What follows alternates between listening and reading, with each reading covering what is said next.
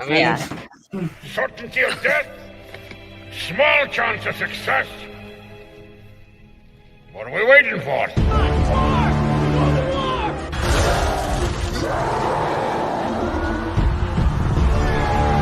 Fellas, I feel this is my lucky day. Brilliant.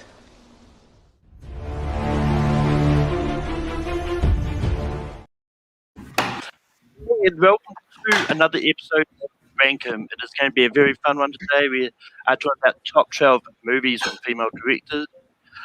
And over here I've got Paige. Paige, how's it going? Hey man, no, thank you so much for having me on. I had to invite my own little special guest with me to make sure that there was more females in this loop talking female movies. Pussy on screen. Not enough pussy on screen, my man. Exactly. We need more tits on here. So Wait, fist bump. Say. hold on. Next up we've got Alex. Alex, how's it going? I'm wicked awesome. How are you, Malcolm? It's so weird. It just occurred to me that Jonathan and Malcolm are currently in my faction, and Ryan used to be in my faction. And I was like, we have a nice little usage going on. I honestly, I kind of want to go. It's like this moment where I feel like a teenager that just moved away from home. I kind of want to go back. I do miss you. Every time I do watch your matches, and I'm like, he's doing so well. Well, I have 2 in the bag in recording, so when they're released, get ready. Next up, we've got Jonathan. Jonathan, how's it going? I'm good now. I mean, now it's a little awkward transition, but it's going to be great and fun to discuss and celebrate all these movies by female directors. There are a lot of them, a lot of great ones, and can't wait to discuss them. Next up, we've got Ryan. Ryan, how's it going? It's going good. What better way to cap off my Saturday than avoiding to do housework than talk about movies by female directors? No, I'm kidding. No, I wanted to be here. I'm glad you asked me to. I was kind of be like, I'll sign up as an alternate. And then you go, we got 1 extra spot. Are you sure? Because I'm like, you're talking about female directors. There could be a few others you can invite. And then I'm just going, I'll just throw it out there. Yeah, we're happy to have you, man. But if you had, I wasn't going to say that word. If you had a vagina, it'd be a little bit better. But no, trust me, that's what my dad wanted when he wanted kids. A girl first, but after 3 tries, he's like, God damn it! God damn it! I'll call you Ray instead of Ryan today, so you'll be good. But let me make it official.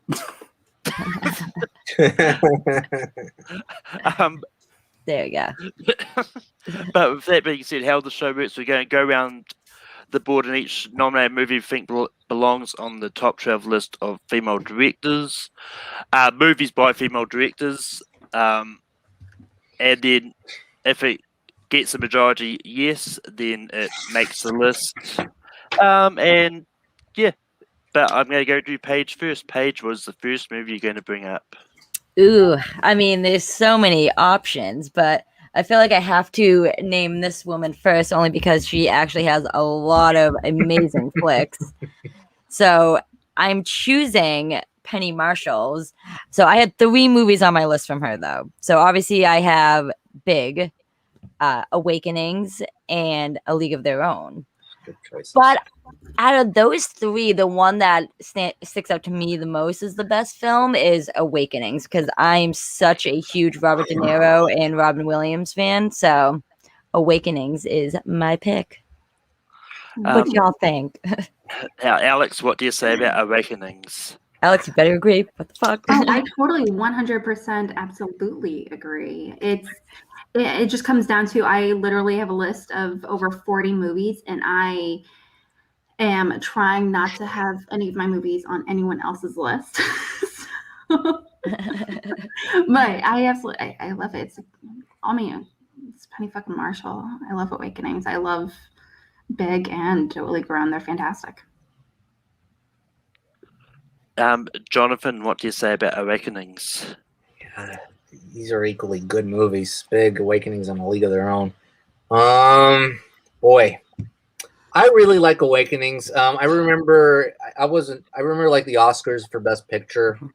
Awakenings was nominated. This is definitely like the more underrated film of the nominees, because people talk about Ghost, Goodfellas, Dances with Wolves, Godfather 3 for bad reasons. But Awakenings, yeah, is definitely like the underdog, and it's definitely a lovely movie, a tender movie, with featuring Williams and De Niro, and actually two of their best performances, underrated performances. Then also Penelope Ann Miller and I believe Julie Kavner is in this movie as a nurse. But oh man, this is a tough spot. You know what? I'm gonna say yes. I'm gonna say yes to Awakenings. So I believe that is 3 yeses, so it does make the list. Ryan, what would you have said? I mean, I love the choice, but I would have had to abstain because this is the only De Niro and Williams film I have yet to watch, and it would have been abstained by by no choice, honestly.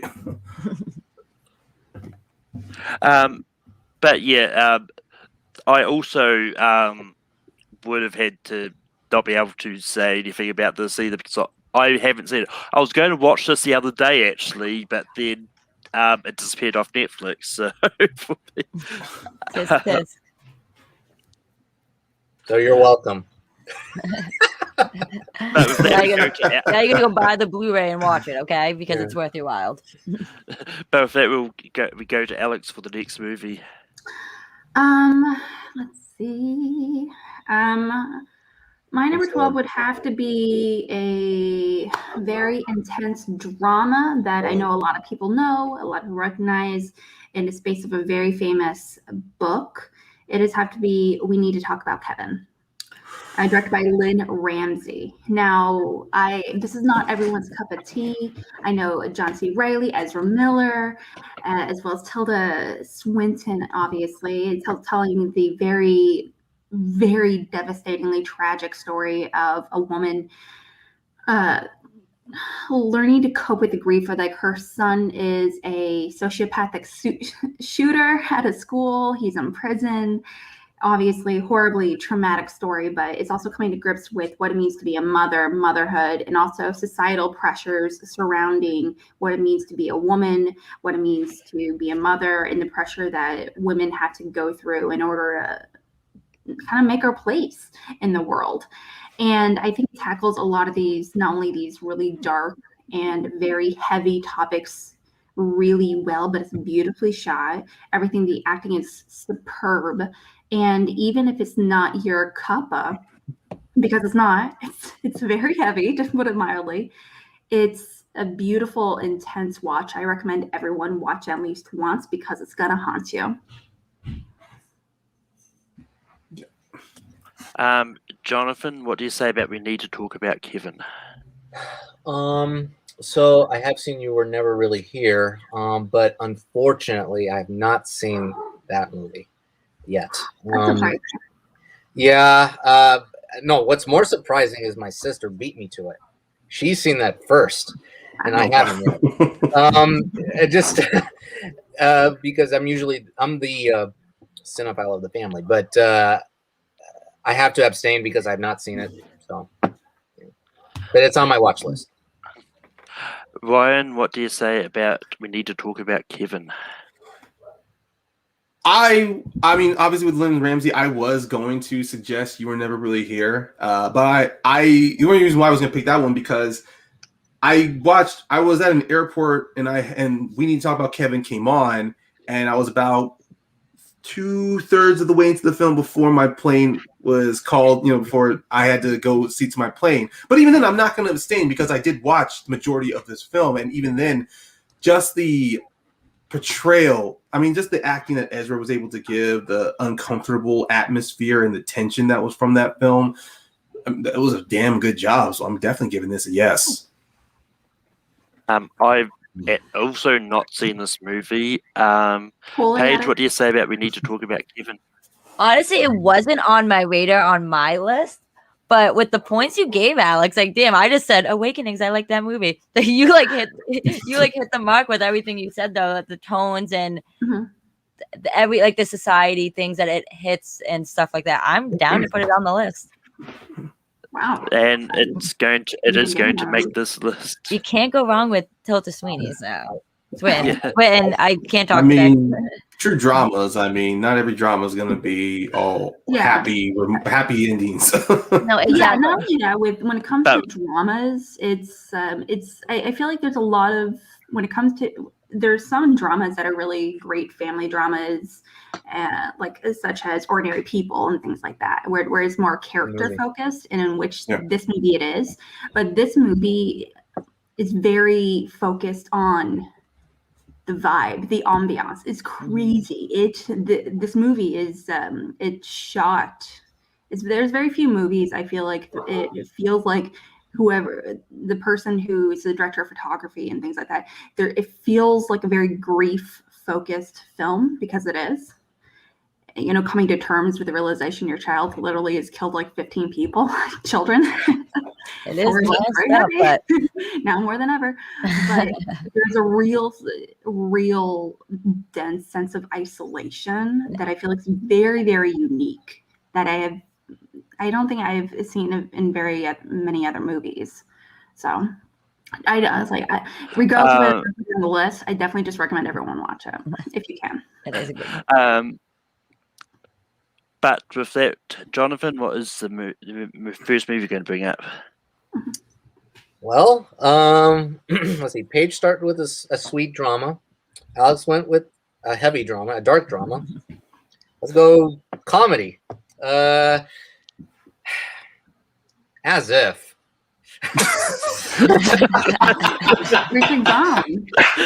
Clueless. Nominated Clueless by director Amy Heckerling.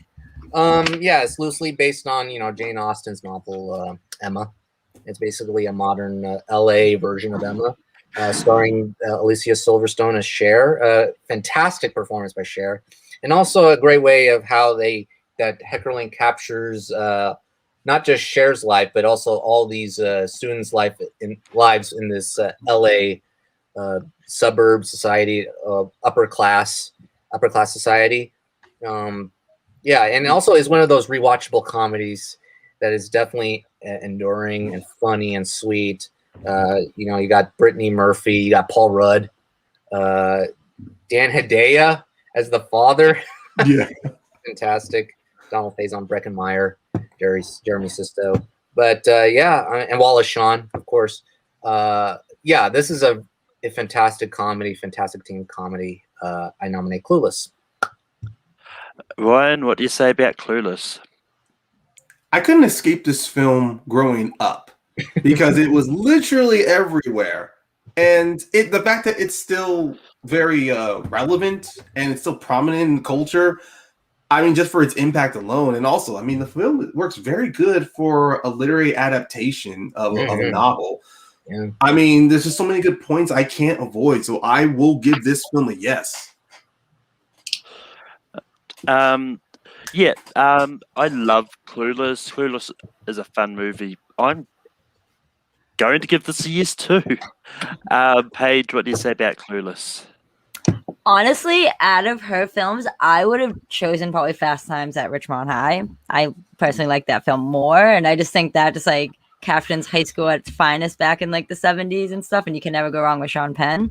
But I mean, I love Clueless. I mean, you can never go wrong with that flick. It's so quotable. It's just, I love it. It's such a funny movie. I mean, I'm down to put it on the list. Yeah. Alex, what would you have said about Clueless? no. As if. It's arguably one of the most quotable movies of the 90s, regardless of whatever genre you're into.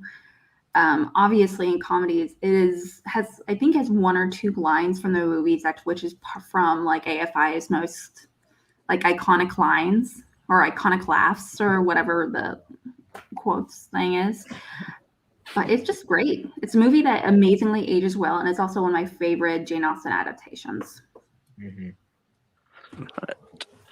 with Ryan, what is the next movie you're going to bring up? Oh man, I'm bouncing between 3 different movies, and they're all very different. You know what? You know what? I'll go with it. We all got different ones on here. I'm going to throw a biopic in here, and that is the 2019 A Beautiful Day in the Neighborhood, directed by Maria Heller. The one starring Tom Hanks, where he plays Mr. Rogers. It also features Matthew Rhys as he plays the journalist who writes the Times article about Mr. Rogers. I love how it really incorporates the set of the old school, like the Mr. Rogers intro, and it actually uses the actual sets and also the introduction, for Mr. Rogers' Neighborhood, where you get where you get that little toy neighborhood and the mini cars going through, and it interconnects that with the story. It jumps from Mr. Rogers, and then it uses that for Matthew Rhys's character. And even then, it's still, even though it may be loosely from the real life, it's still a very good movie. I enjoyed. I loved watching it, and whenever it popped up, I could not say no, because Tom Hanks is just like very, he's very warm when I see him play Mr. Rogers.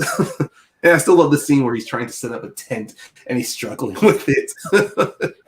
So that's why I'm nominating A Beautiful Day in the Neighborhood. Yeah, so I watched this for the first time the other day. It's not the Marielle Heller movie I would have gone with myself. I do like this movie. I do think it's good, but I'm going to have to say no. Okay. Paige, what do you say about A Beautiful Day in the Neighborhood? Not gonna lie, I have not seen the flick. I do love me some Mr. Rogers, but yeah, I have not seen it, so I can't say much.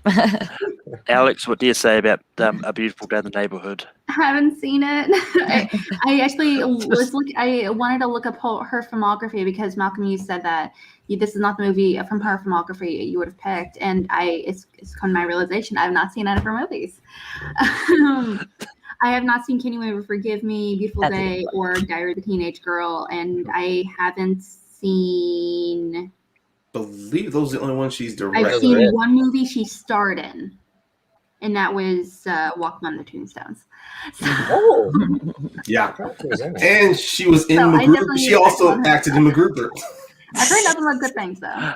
It's a 5-pointer right there. But Jonathan, what would you have said about A Beautiful Day in the Neighborhood? I have seen it. I would still say no. It is a good movie, but I would not nominate it in the top 12, even though Tom Hanks does give a good performance in that movie as Mr. Rogers.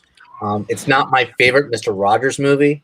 I think the documentary, I think it's more superb and more emotionally driven for me. But yeah, it's a good movie, but I'm going to say no. That's all right. So, for my next movie, I'm curious to see what the reaction is going to be when I say this. I'm going to bring up Twilight, directed by Catherine Hardwicke.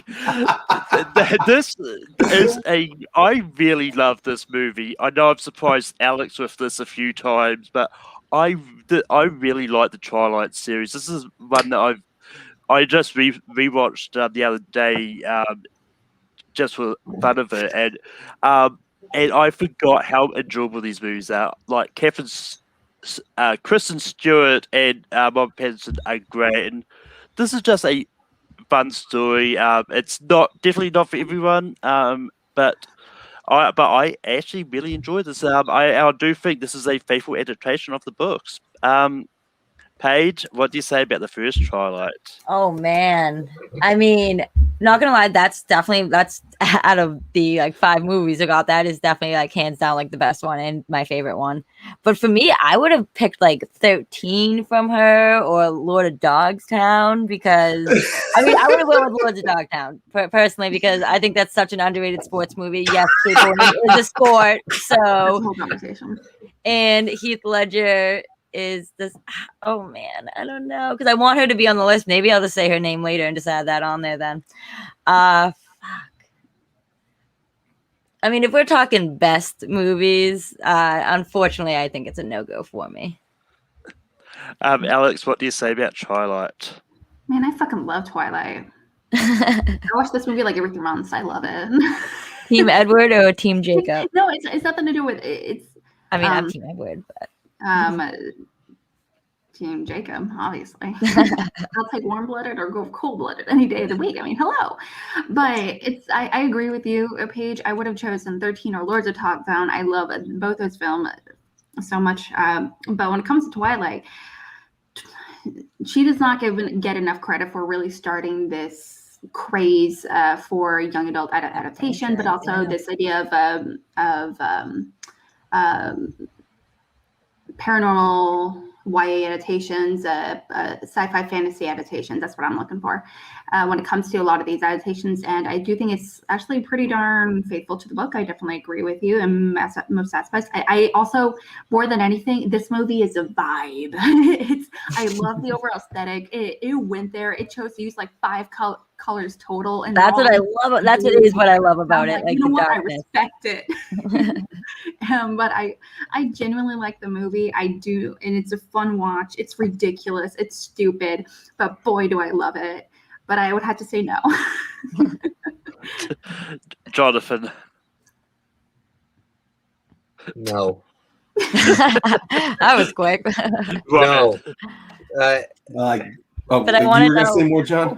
are you Team Edward or Team Jacob, though? Since we're already on this crave, we gotta know. I gotta be honest, and with all I can't speak because it's Twilight. No, I'm not. Neither. What sorry, are but I about to just- get a Can't be. Batman movie with that Can't be. beautiful? Having read all 4 books, having seen the films, Mhm. mainly the films because of my sister, there is no team. It was always Edward. I'm sorry.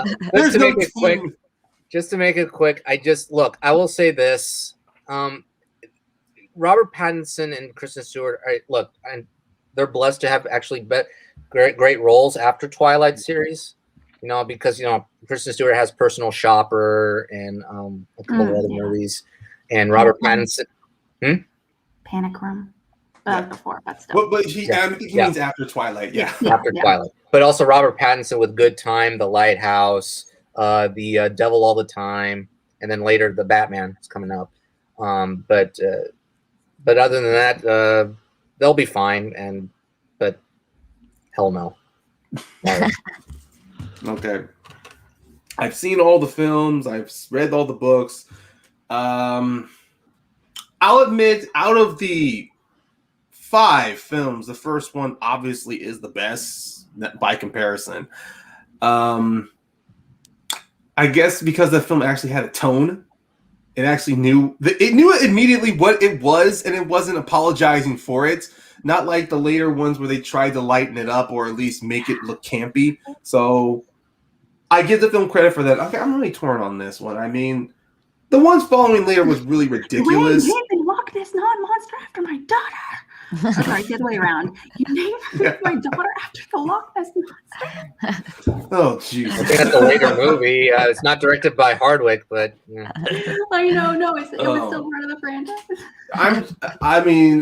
This is me being unfamiliar with Catherine Hardwick to look for what other films I would have recommended, but you know what? I will take the hate. I will take their 12, anger. by the way. What'd you say? It is the top 12. Well, I mean, at this point, it's not making the list. So. No, Oh, I mean, it's not. But Jonathan, I'm giving you soul gaze. I don't care. I would have given this a yes. Actually, I actually would have given this a yes. Hey, I mean, I was personally hoping it made this just to see the reaction of people in the comments. I mean, I posted a poll up tomorrow. Seriously, Malcolm, how many stuff we've all done together where we've made respect nominated a your film opinion, man. and people just go, "How come you didn't nominate this or what about this?" Yeah. no, but in all honesty, I respect your opinion. We all like what we like. Yeah. There. I mean, it's one of those ones. This is why I chose this to kick it off, because if I'm going to try a Hail Mary, I'm going to do it now as opposed to later when we've got half list will be full up. But anyway, Paige, what is the next movie you're going to bring up? Oh man, I'm next. I mean, I have so many options. I mean, I'm gonna go with kind of like a guilty pleasure. last night we talked about, we don't like the word guilty pleasure. I'm going to go with the pleasure of mine, which is Lady Bird by Greta Gerwig. I mean, I think she is a rising star when it comes to filmmaking. I can't wait to see what she does next. I mean, I loved the adaptation of Little Women by her, and I just think she knows what she's doing, and I just can't wait to see what she has coming. And Lady Bird is just, I'm a sucker for coming of age films, and I love the mother-daughter relationship in that film, and I feel like that's what the core story is, pretty much, is their relationship and just being a teenage girl in a sense. So for me, I got Lady Bird. Alex, what do you say about Lady Bird? No. I love the movie, but no. What? No. Why not? I'm shocked. No, I like the movie. No, it's too soon. It was her directorial debut. Cool, love that. Good for her. No, I'm sorry. I do not want this. I would not want this on my top 12 movies of all time by a female director. But Jonathan's like, wait, what? I mean, that's like, no, I'd rather have Twilight, to be completely honest. This is why we have the show, for the. I love, but Jonathan, what do you say? Women. Well, actually, Paige saved me the time. Well, actually, giving me more time to pick one, because this was going to be my next movie to be nominated. I think it's a great movie. In my opinion, yeah, Gerwig is 2 for 2 as a director. Lady Bird is, definitely the mother-daughter relationship is the foundation of the movie. It's the driven storyline of the movie, and I was very impressed with her adaptation of Little Women. I was definitely surprised by that. Mm-hmm. Yeah, definitely. It was definitely one of my top movies of 2019 that year. But with Lady Bird, it was one of my top movies of 2017 as well. So this is going to be, I'm going to say yes to this, 100% yes. Ryan, what do you say about Lady Bird? I guess with Greta Gerwig, this was not the film I would have recommended, so I actually would have said no. Whoa. Oh boy. And there's nothing against it. Saoirse Ronan really gets not gets me, but she really grabbed my attention in this film.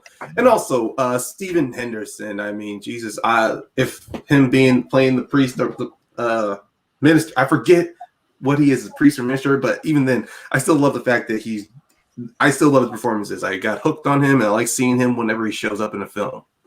I mean, guys, it's got Timothy Chalamet in it, man. That's my future ex-husband. Lucas Hedges. Yeah. Every time I hear Timothy Chalamet, I think of that joke from John Mulaney, honestly. Well, every time I see this movie, Timothy Chalamet is also in Greta Gerwig's other directed movies we're talking about. Every time I see this movie, though, and I say this as someone that really loves this one, I do actually prefer Real Women Have Curves, which this is actually based on, which is also directed by a woman. I can't. Her name is Patricia something, but I would do prefer Real Women Have Curves, which was released in the early mid 2000s. And this movie is a white woman's version of it, and I feel like it is it's a lesser version, honestly.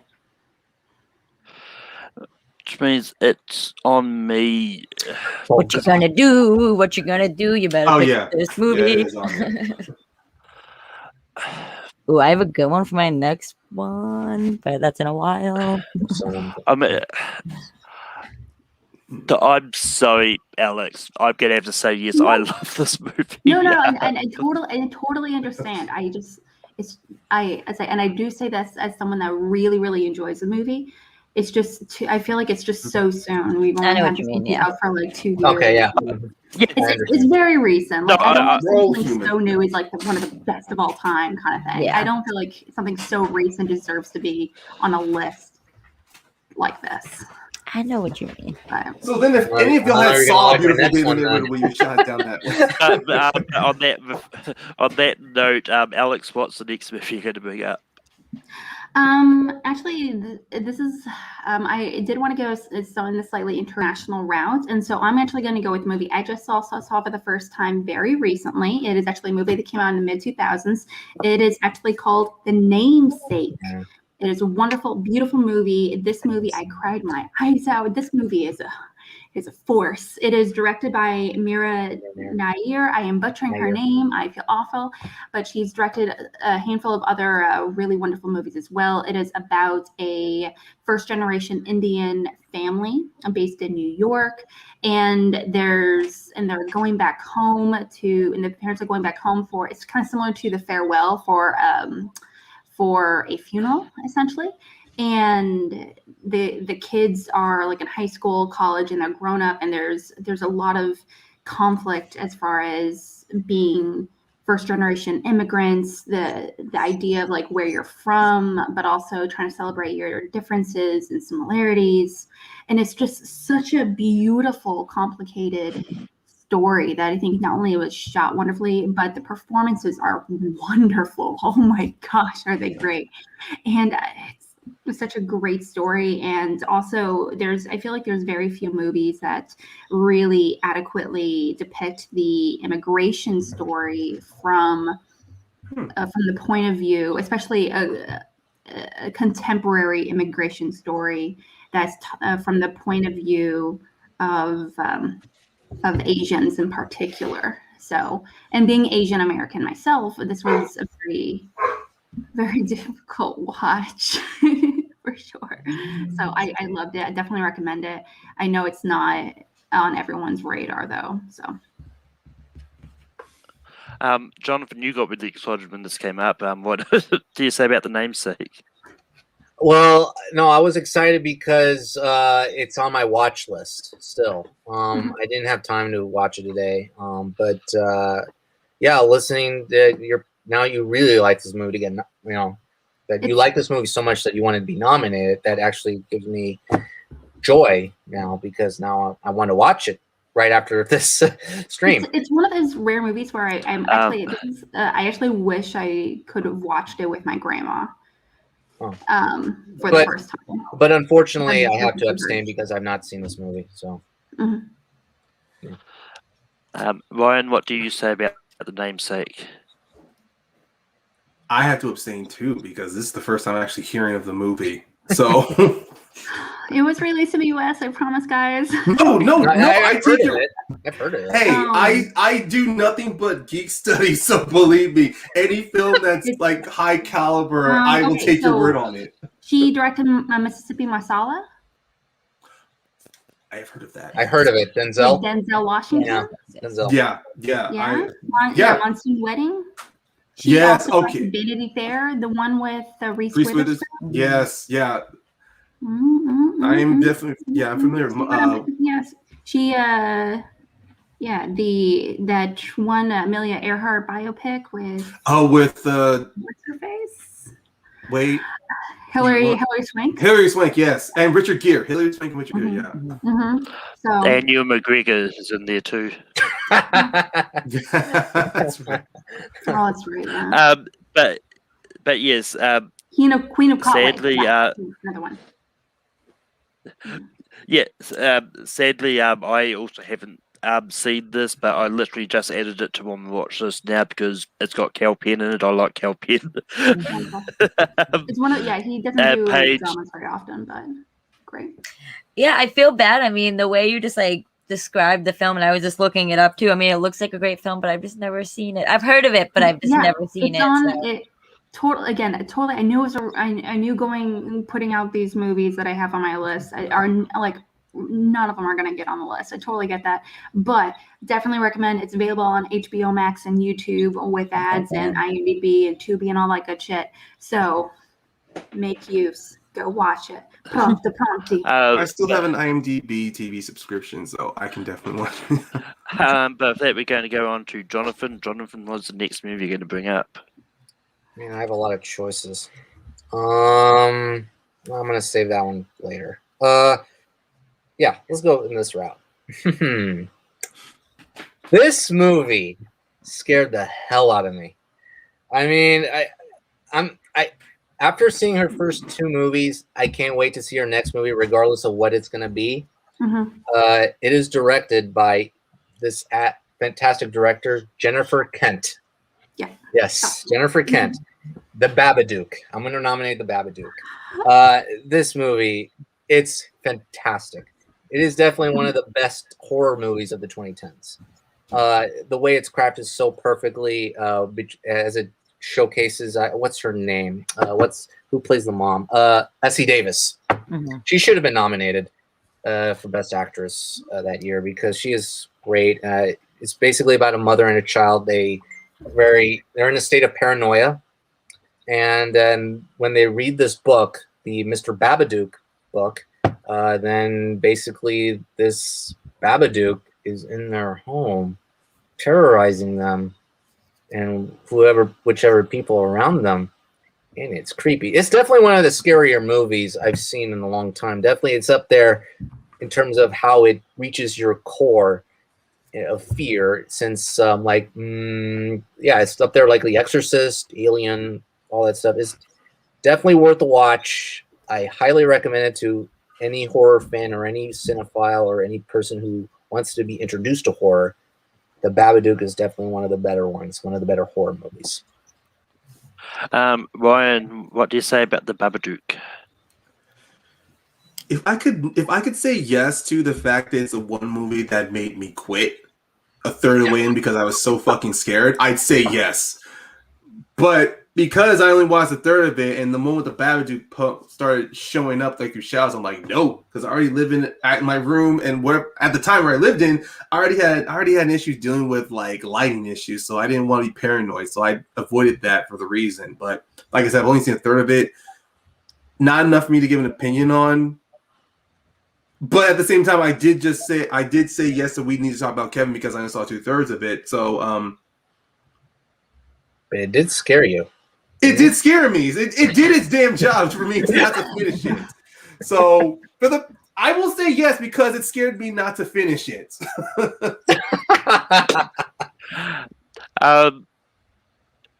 Yeah, I mean, I think I've seen 5 minutes of this because I tried watching this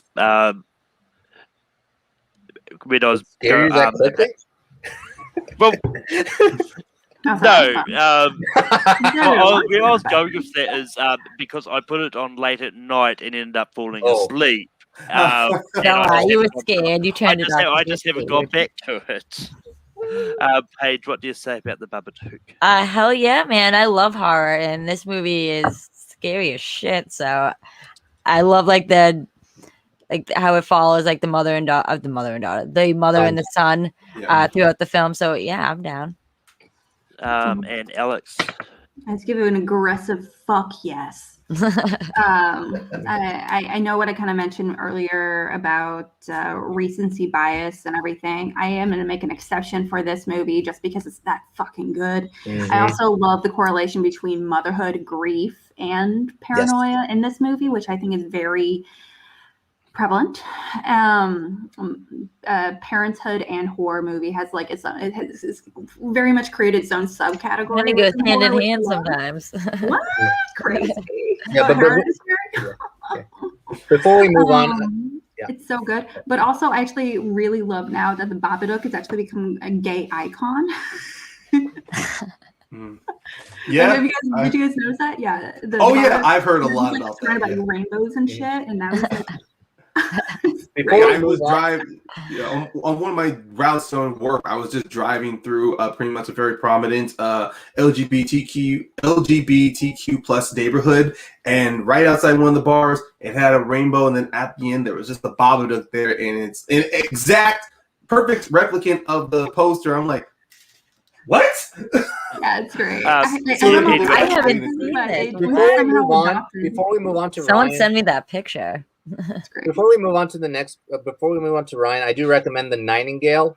It is definitely a one-time watch. I put that on my queue, honestly. Yeah. It's a hard watch. It's a hard one. It is worth it, but then after that, just move on. Move on with your day. They'll haunt you. But Ryan, what is the next one that you're going to bring up? Well, since we went with horror, I might as well just once again balance out. I'm gonna go with a lighthearted film, and to be honest with this director, I'm pretty sure everybody on this panel probably has a different movie of hers they would want, what they would have preferred to nominate. But for me, watching this one, I kind of gravitated to it more, and that's The Intern by Nancy Meyers. I'm pretty sure, like I said, everybody else has their own. Everyone else has their own Nancy Meyers film, but for me, The Intern is mine because I love the dynamic and the chemistry between Anne Hathaway and Robert De Niro. I love the supporting cast in the story. And I don't know, I guess at the time, for me, just seeing Anne Hathaway, relating with Anne's character struggle of wanting to remain a successful female CEO, but not wanting to give up her power. And then, of course, with Robert De Niro, being someone who was retired, wanting to get back into work, I almost found it's a good metaphor, analogy for re-entering life or getting yourself back into the world again. So that's my pick. I completely forgot about this movie, but I'm good. But this is a yes for me. I love The Intern. Let's get another De Niro movie on this list. The one thing I will say, reason why, is because I remember at Christmas when I was watching this around 2017. My brother's wife saw I was watching this. She got interested, and then my little brother texted me. He's like, "Dude, you've heard of this movie called The Intern?" I'm like, "Yeah." She's like, "Oh, so it was you." But Paige, what do you say about The Intern? That's a no for me. I do not think that deserves to be in our top 12. So, yeah. Alex, Dude, it's a good movie. It's a good movie. No, like I said, everyone probably I'm has not their shitting on own it. Nancy Meyers film, maybe. I mean, I like Parent Trap better than that, but I wouldn't put The Parent Trap on our list. So, yeah. Alex, what do you say about The Intern? Man, I fucking love that movie. I love The Intern. I love Parent Trap. I love It's Complicated, but that's a no for me, dog. Oh God. I mean, I also love It's Complicated. I don't think I should. Well, yeah. I prefer some of her other movies to be on. I think some of her other movies should be on the list much more so than this one. And I say this as someone that loves this movie. Which means, Jonathan, it's all on you. Man, I know. I was really expecting a yes from Alex, to be honest, but dang it. Okay, all right. I was expecting no's from everybody, honestly. No, here's the thing. So, Nancy Meyers, she is a director that actually I like a lot of her movies, except for one movie. I did not like It's Complicated, but this movie I really like. Directed movies or her written movies? Directed. Yep. Directed movies. The Intern is a really good movie. I actually rewatched that one quite a lot because it's definitely one of those lighthearted, innocent films. It makes you feel good, for sure. It's like one of those comfort movies, And De Niro and Hathaway has this relationship that is quite nice, and how they talk about work, past life, and also marriage in general. It is a sweet movie. Oh, man, this pains me to say this. I do have another Myers movie on my list in my head that I'd rather prefer because The Intern is definitely one. I think it's her most recent one, if I'm mistaken. It's not. I mean, yeah, actually, yeah. I know it is. I was thinking of the Third Father of the Bride movie, but that's not even in production yet. Sorry. That's on on YouTube. It's like I don't think it's a movie, quite a movie. But I'm gonna say no. But it is a painful no because I really like this movie, and yeah, it's a close one. That is a really close no. I'm so sorry, Ryan.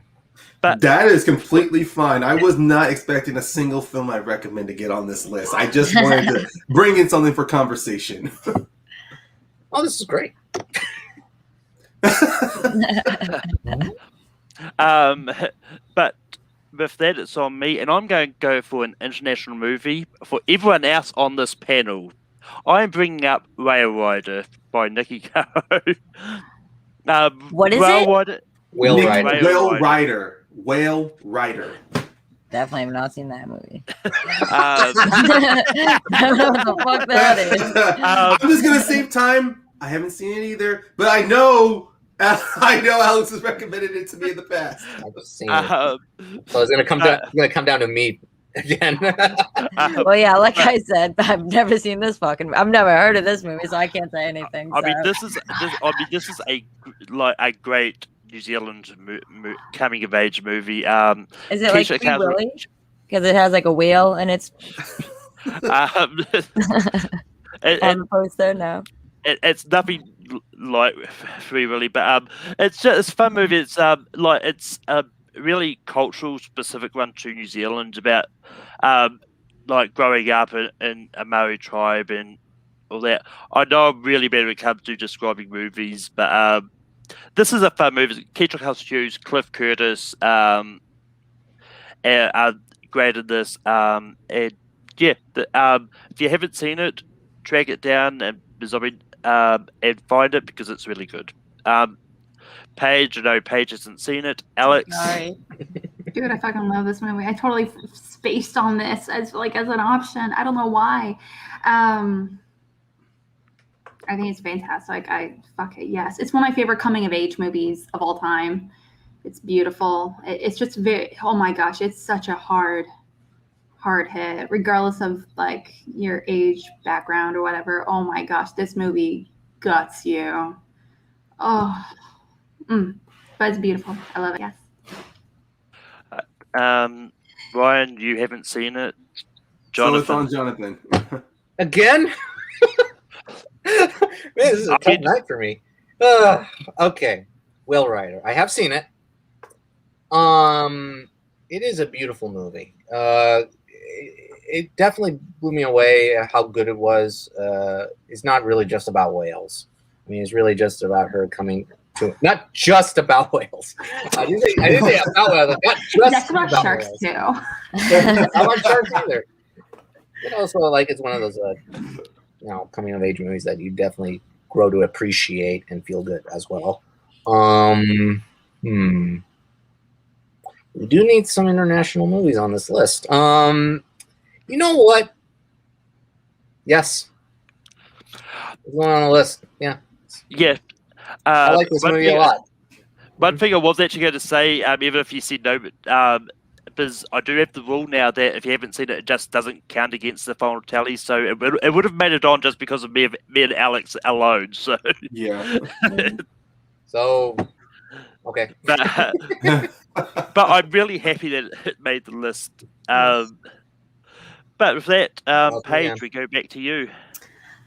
Ooh, what do I mean? I mean, this movie is definitely like a hard watch, but for me, it was like one of the first like films I saw that depicted like transgenders and such like that. That I thought just had powerful performances, especially by Hilary Swank. Don't cry. I mean, that movie. I mean, that has to be on this list. I mean, the fact that it shows bravery for a woman that is transitioning into a man and just trying to live her life and living with the battles and the struggles of society and how people treat her in a sense. Just let Hilary Swank love someone. My God, guys, like and have like, don't make it weird when she has oral sex. I mean, that's totally her business. Yeah, like their business. But yeah, it's amazing movie there. Comment. Alex, what do you say about Boys Don't Cry? I haven't seen it, so I can't comment. Jonathan, but I know it was made sadly, into a movie because I sadly have to abstain. I've seen only like a few clips of this movie, and it is there's some great clips. So I'll give it that, but I have not seen this movie. Ryan. Yeah, you should all go see. If none of you guys have seen this movie, I'm going to be baffled. I have to finish this movie because this was shown to me in a film class, and I'm afraid to say because this was a class, I kind of fell asleep halfway into it. This is nothing about the film. Sorry, this is the second movie. This is a criticism about me as a student. This is a criticism about me as a student. I fell asleep in the class. What the fuck, Brian? But I woke back up but when I woke back up, it was kind of had some very brutal moments in the movie. So it's just more. I just need to find. Dude, she won an Oscar for this. Yeah. Like, come on, guys. No. Look. I'm not abstaining. I've already given my opinion on films that I've seen partially, and that's not stopping. So this is a yes, honestly. This is just me. I have to finish films. Thank you. All right, PJ. Watch this. But on that note, because Ryan, luckily Ryan said yes to a movie finished halfway through because I haven't seen it, and because of Ryan, it makes the list. Okay. Thank God. You guys really should go see this movie, though. It's really, really good. And I'll give it. I will give a shameless plug on Alex's behalf. If you want, Alex hosts a show of Video Drew. You can make her watch Boys Don't Cry. No, fuck that. I don't know if you'll make it. It's more to it eventually. Paige be the special guest on that. Yeah, let's make it happen. I mean, we're all gonna cry though while watching it. I was like, no, I was like, Paige, I would love to have you come on Cinema Bias, but that's actually a huge bias for me. Actually, I feel like I would talk about on Cinema Bias is that I hate going into movies when I know some of the general premises, whether it be racism or grieving, things like that, or sexual assault, whatever it might be. And if based off that, I'm like, I don't feel like crying today. No. Yeah, it definitely will make you tear up a lot. So I'm more of a fan of happy tears and not oh my god, this is depressing tears. Versus like watching Namesake, I was like I didn't know what to expect going into it, but also like it was more like I didn't cry sad tears. It was just more like tears of relief. If that makes sense. So that's why. No, these will be like cry tears. Like, oh my god, this is so sad. Like I don't. But on that note, we do go back to Alex. What is your next movie? Fuck.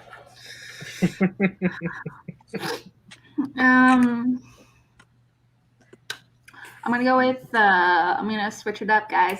We've been doing a lot of dramas. We've been doing a lot of this dark shit. I'm gonna go with one of the more iconic movies of all time. It's not my cup of tea. However, I know it's. I recognize it for being one of the most iconic comedies of its time, and that is Wayne's World. Okay. Wayne's World. Yes, one of the most cultural comedies of all in cinema history. And it's not my cup of tea in terms of the style of comedy. However, I watch it and admire it for what it does. It's incredibly influential. It's and it's just great performances all around. It's also one of those movies where I feel like there's a lot of movies where you watch it and you don't know if the actors that are involved actually had fun making it. But in this movie, it feels so genuine. All the actors, everyone behind the scenes, everyone involved, all the random cameos clearly are just having a ball, just having fun on this set and just making this movie. And so that's why I put it in there. And a lot of people forget that this movie was directed by a woman. So yeah. Jonathan, what do you say about Wayne's World? Yeah, Penelope Spheris, who also directed The Little Rascals. Excellent. This is 100% yes. I like this comedy. This is a fantastic comedy. Besides Myers and Dana Carvey, Tia Carrera, who else is in it? Rob Lowe. Yeah. Rob Lowe he's funny as the TV executive. And there are two moments for me that makes me laugh every time. One is the marketing scene, like Pepsi, Pizza Hut. That makes me laugh. And then the ending, the Scooby-Doo ending. that makes me laugh a lot. But this is a wonderful movie. It's definitely one of the better SNL comedies for sure, amongst not many good ones. But I would absolutely agree with Alex on this one, Wayne's World. But Ryan, what do you say about Wayne's World? I mean, obviously, as a big SNL fan, I love it. Something is just making me. I don't know. A part of me kind of wants to maybe give this a no. Wait, hold on. Let me change the setting for a second.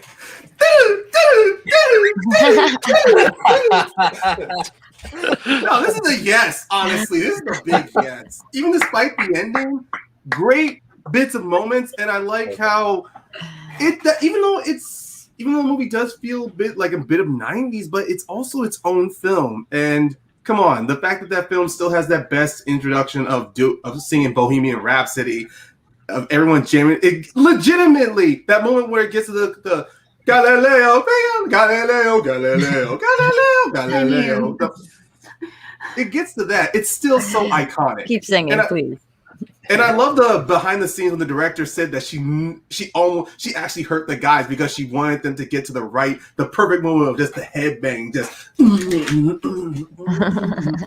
like the moment the fact that Mike Myers and Dana Carvey actually and the director have said that they hurt their necks doing this was hilarious. But this is a complete yes. Yay. Just waiting to see if Gav pops up in the chat. Probably not. If he's in the chat, I know exactly who he wants to suggest. Rainsfield is going to be an easy yes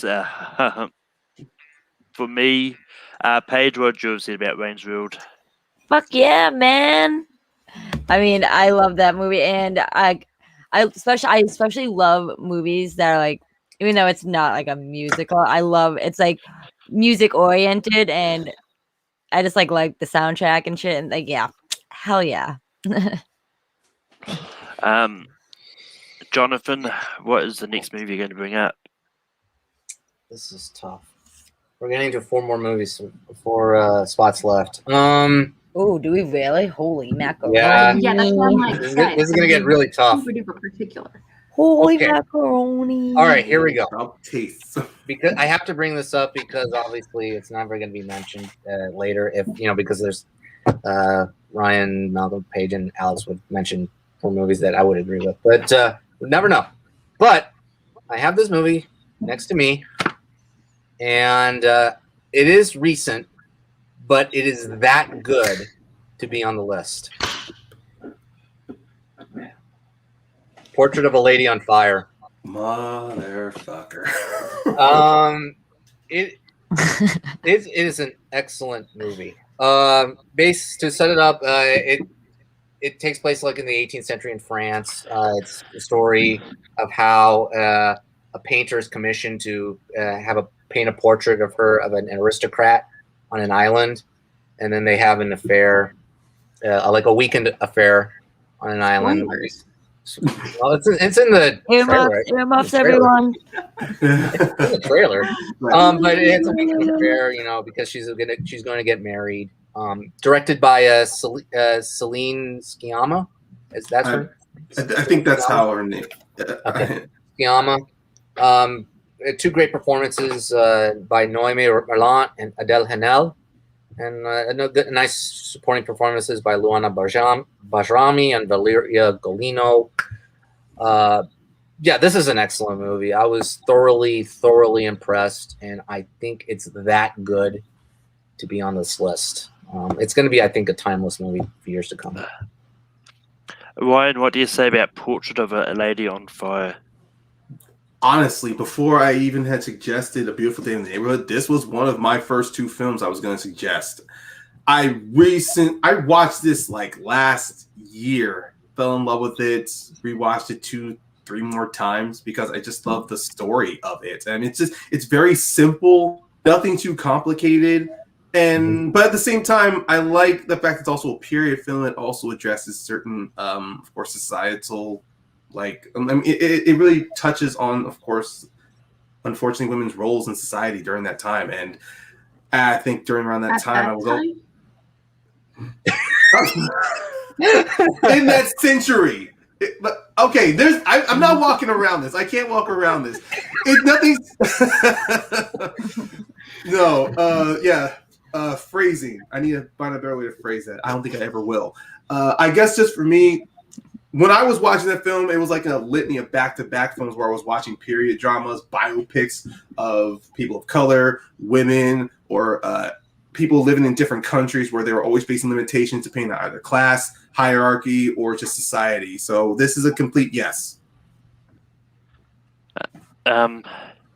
Yeah, I just haven't seen this. Paige. Unfortunately, I mean, this is on my watch list, and I've been meaning to watch this movie now for a while, and I just haven't gone around to it yet. I mean, I've heard such amazing things about it, but I'm sorry, guys, I haven't seen it. Alex, what do you say about Portrait of a Lady on Fire? I haven't seen it either. Okay. Which means it makes Again? Oh yeah, shit, it does, yeah. Again? No, I mean, that makes it part of the. Because I said yes, and you guys did not the rest see of it. us haven't seen it. Yeah. Because I've got a rule now that if you haven't seen it, only the people who have seen it, I hate it. This is awful. I mean, know, the only guys, time only- that doesn't work is if no one else I has feel like seen I the should movie. have lied. It's going to be tough to rank, to be honest. Now, Yeah, it's. We have 3 spots now, so now we gotta really be nitty gritty and be mean to each other. It'll be tough. Then it's perfect. It's on me, so then you guys can just bash whatever movie I'm about to bring. Yeah, Okay, so now we get to be like very. This is where we fight. Yeah. Yeah. I mean, We have, wait, this is where we fight? I it's been obvious we've been no, we've fighting. been pretty civil, actually. More civil compared to other episodes. Okay. I only like there's 2 movies in particular that I'm like I will fight about, but that's All right. Well, I'll just say the film I'm going to nominate. This is a sports movie. I remember not being a fan of it in the 2000s, but I came around to it when I was in college. And I can't pronounce the director's name, but it's a great soccer film, football film, Bend It Like Beckham. Oh, okay. That was the other movie. Okay. Oh my god! Whatever you think, whatever taste you guys think I have, lower it. I mean, what I was about to say is, you stole my pick. I was literally going to go to that next. So, because of that, I'm just going to say no out of spite. No, just kidding. I love Better Like Beckham. It's Better Like Beckham is a fun movie. And yeah, it deserves to be on this list. Paige, what do you say about Bend It Like Beckham? It's a no go for me because if I'm gonna put a sports movie on here, it is not that one. Sorry, guys. Alex, what do you say about Bend It Like Beckham? Girl, say no. Yeah. Guys, we have 3 spots and I said left. that someone that loves that movie. No. I'm also not a soccer person either, so Yeah, that movie's fine, but it's not. It's the. I mean, there's other better. So, Jonathan, it's on you. Female directed sports movies. Again? Just say no, John, and we can keep going. Okay. No. Before. Okay. Blinded by Light. It's good. Oh, that's a good one. Yeah. It's good. But I'm so glad that song came out before the Weeknd song because Jesus. Okay, Bend It Like Beckham is a good movie. It is a good movie. It's definitely inspiring. It's definitely well paced. Keira Knightley and oh god, what's her name? I'm sorry, I will not pull her name, but it's a good movie. Jonathan Rhys Meyers is in this as well. But, Carminda Negra. Yeah, because she was in the TV. Because I remember after this, she was on ER during its like big run. Oh, that's right. And she was on the blacklist. Okay. But I will say this: it's a good movie, but I don't think it's enough to warrant a spot on the top 12. So it's a no. But yeah, with I'm gonna go with. I'm going to try and get a musical on this list. Oh no. Hey man, go right ahead. Oh yeah, wait. It's probably gonna be Lentil. Sorry, Yentl, since it's directed by Babs or something. That's probably what you're gonna pick. Yentl. He's probably gonna swerve us. He's gonna swerve. Wait, didn't she direct that movie? Yeah, she directed it. Yeah. Yeah, I know she directed a few movies, but the movie's not great. Heads up. I don't know how this is going to go because this movie I feel is pretty underrated and that not much people have seen this. I'm going to go for Across the Universe. I mean I'm a big Beatles fan, and this is one of those musicals which is enjoyable. You've got Eddie Izzard in this. I want to say James McAvoy's in this, but I might be wrong. But that being said, it's just a fun movie that utilizes the Beatles' music perfectly. It is directed by Julie Taymor, and it's what they do with the songs is just perfect, and I just think it's great and it belongs on this list. Paige, what did you say about Across the Universe? Oh man. Honestly, this movie didn't even cross my mind when I was making this list. But I mean, it is very different from the other films that we've had. I feel like a lot of these films are like more drama heavy. I don't know. I mean, I'm a huge Beatles fan too. We only have a few spots left, but I think I can give some love to it. It's a yes for me. Alex, what do you say about Across the Universe? I love this movie. It's so creative. It's so weird. Eddie Izzard doing Benefits of Mr. Kite. Fantastic. Fuck yeah. I would have to say a no, though, personally for me, because I as much as I love this movie, as great as it is, I don't feel like it's one of the best musicals of all time in the past like 20-30 years, let alone should be in the top 10 list of best movies of all time directed by women. So that's why. Also, I just found out by looking at the cast list, Salma Hayek's in this too. Yeah, she plays I was like, what was that? The lyric? Bang bang shoot shoot nurse. She's like happiness, and she dresses up as a hot nurse, and she's like, hot. Jonathan, what do you say about Across the Universe? No, it's not one that it's not one I liked. I thought it was just too weird for me. But yeah, no. Ryan, what do you say about Across the Universe?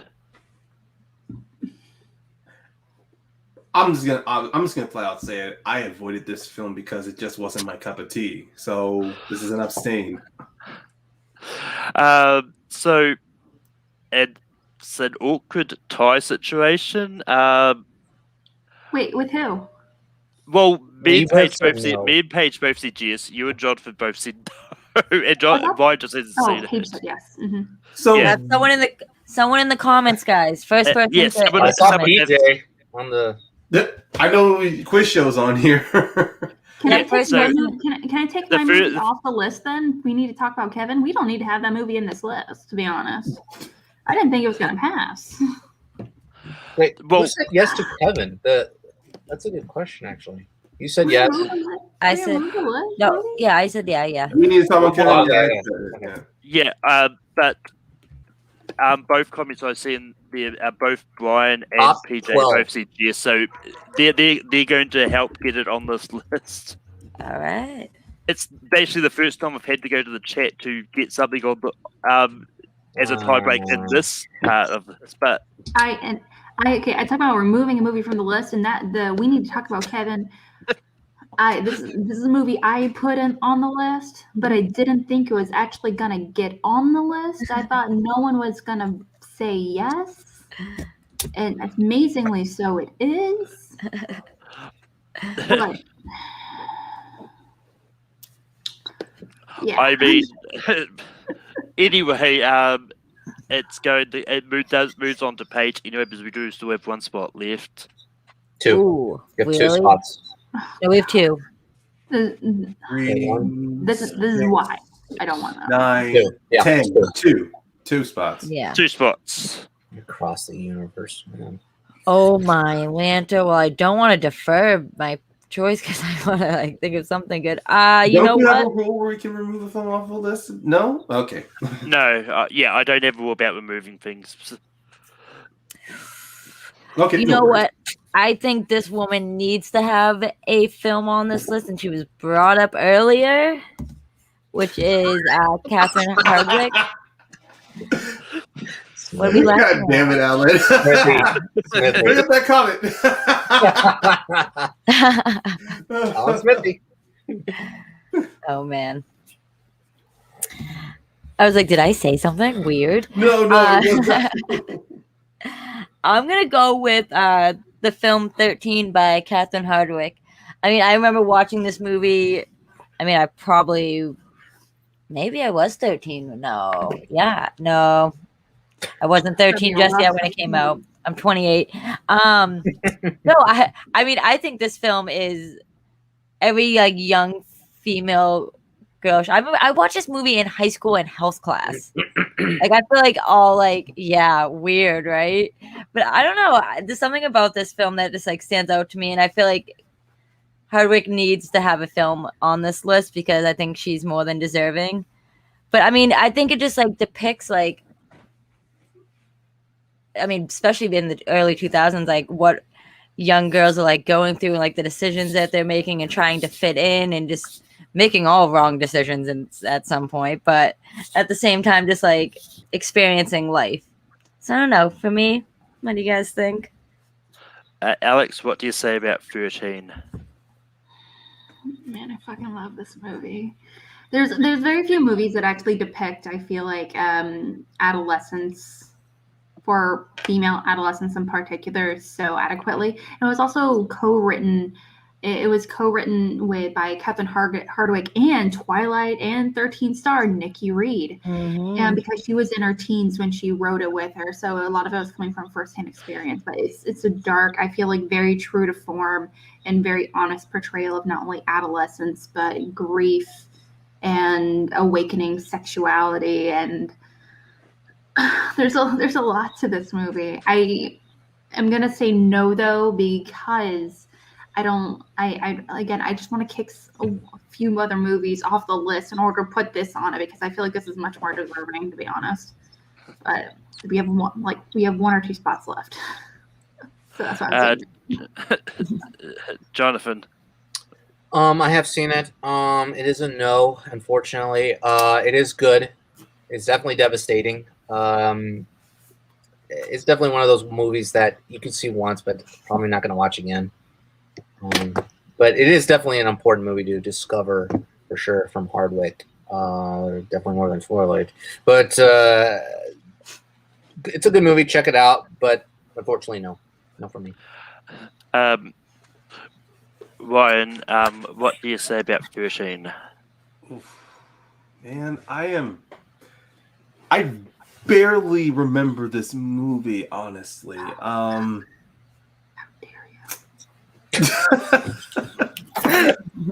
That sounds like the audio tapes I listened to. That scene in The Sixth Sense. Yeah, that's like that little voice in my head when I don't agree with somebody. You son of a bitch. Okay, I guess, of course, for me, when I saw this film, I think I was in middle school when I saw this film, so it just didn't stick with me, and never really went back to watch it. So I'm going to have to say no. I wish I remembered most about it to give this a yes. I really wish I did. But yeah, because you said no to Twilight, I'm going to say no to 13. Fuck you. Wait. I mean, for?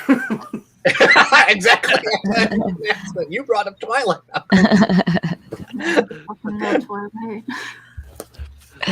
But anyway, All right, guys, on to the next one, I guess. Yeah. Okay, I have two movies. I'm trying to decide which one, because I'm gonna go with The Matrix. Oh, That one was difficult for me because I just wasn't sure. I'm saying The Matrix, the Wachowski sisters, and as far as I'm considering, they were always women. They are women. The Matrix is a story about the trans experience, so it's kind of perfect. It's a very unique telling of the sci-fi world. It inspired a legion of filmmakers. It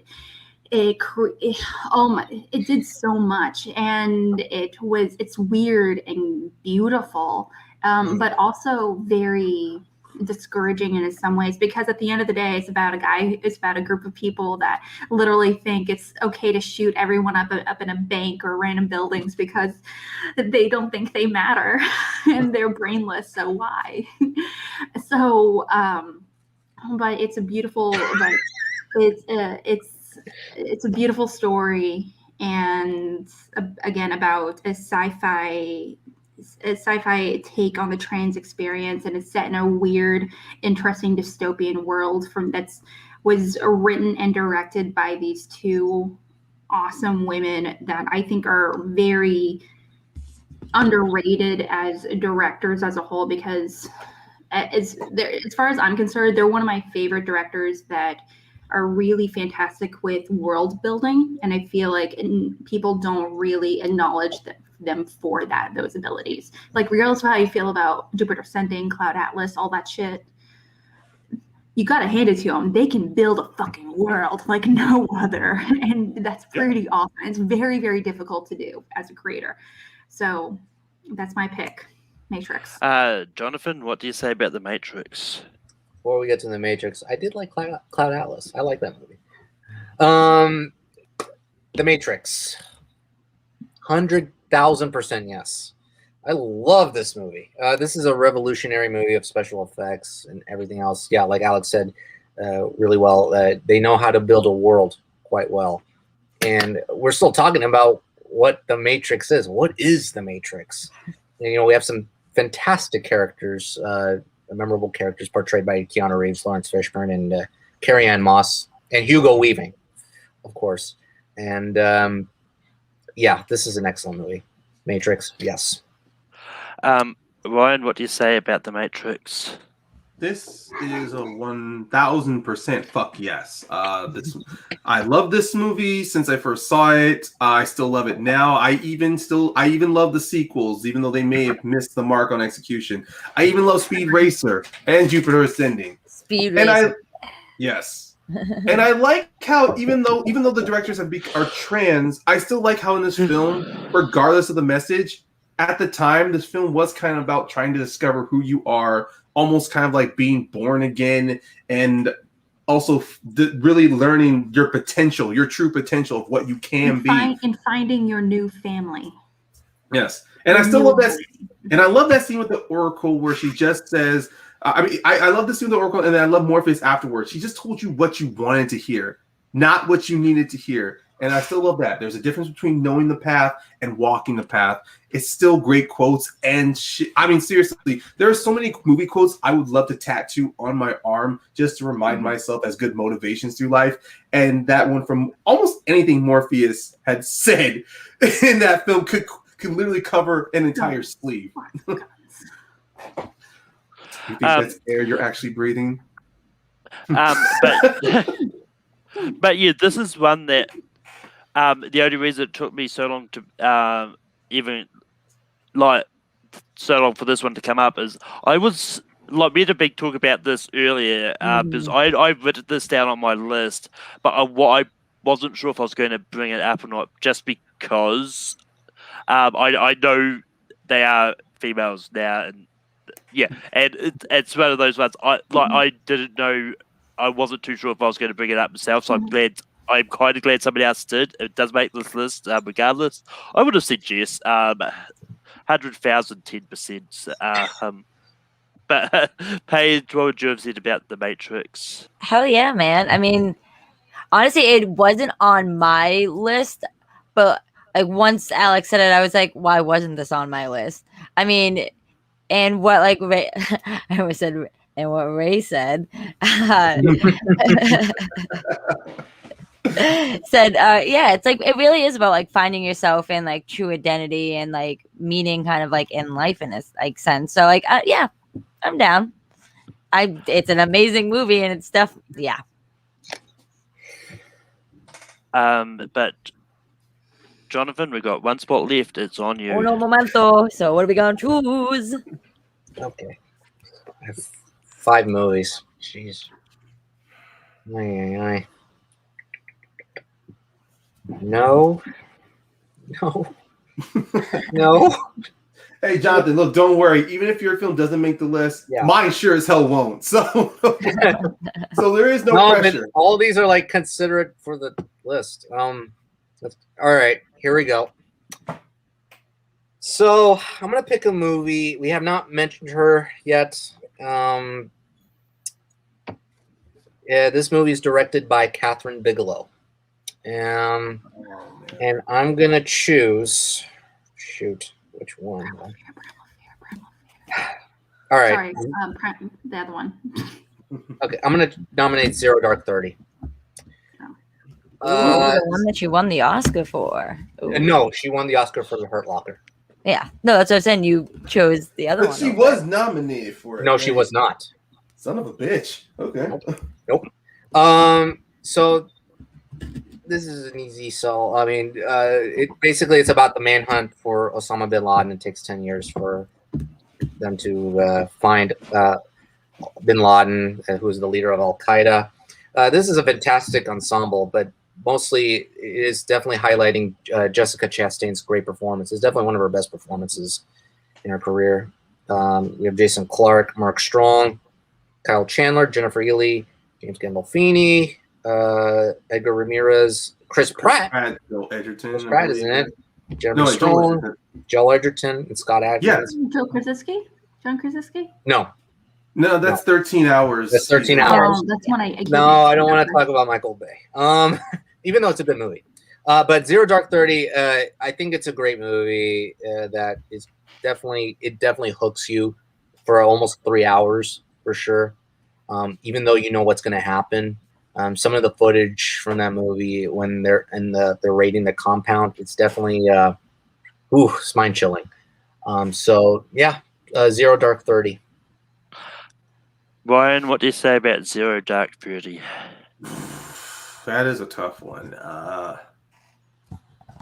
do appreciate Catherine Bigelow as a director. She really is never given enough credit for the film she does. And I wasn't bored with this movie.